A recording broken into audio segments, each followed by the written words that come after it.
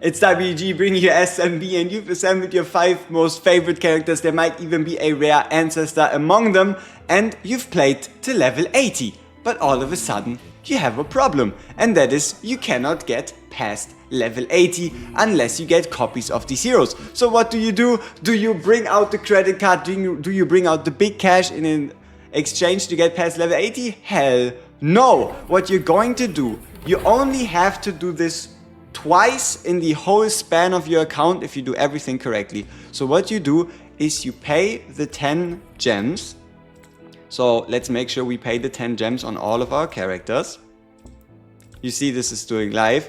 If you appreciate me spending over 150 gems on this whole thing, because I obviously had to reset my higher level heroes to show you this, just for the visual effect, then yeah, then let me know in the comments down below, or maybe even leave a subscription. But you've done any amount of summons and your SSRs are basically maxed. So what you're going to do is you're going to be picking 5 SSRs. It doesn't really make a difference who, but in general you could obviously try to pick the more popular ones, which would be Jester as a tank, Clive Jr. as a distraction, then Noah as a frontline fighter, Goldland because you think he's hot, and let's say,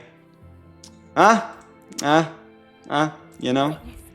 So you've leveled them all to 40. This whole process is obviously going to take you a bit longer, but let's cut to everybody being level 80.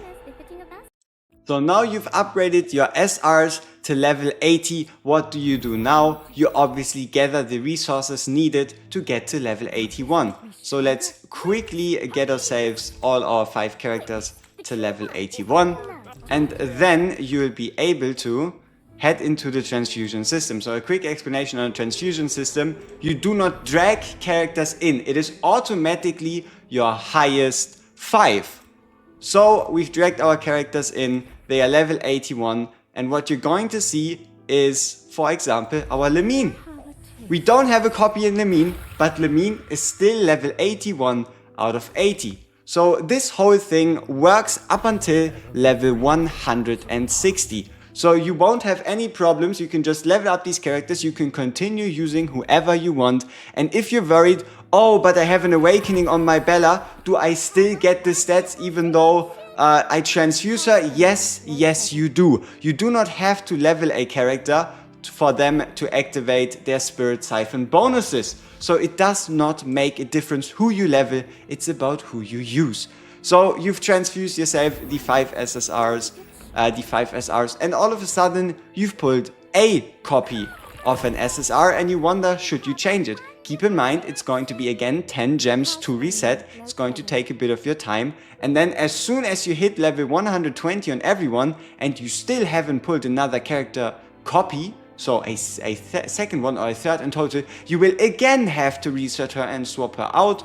So the only time you want to swap again is once you hit 160.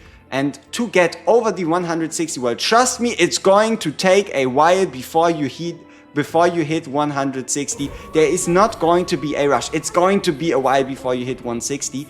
Then you're going to need exactly 5 copies of heroes that can go to level 200. And again, then you would also be able to upgrade a uncopied ancestor to level 200.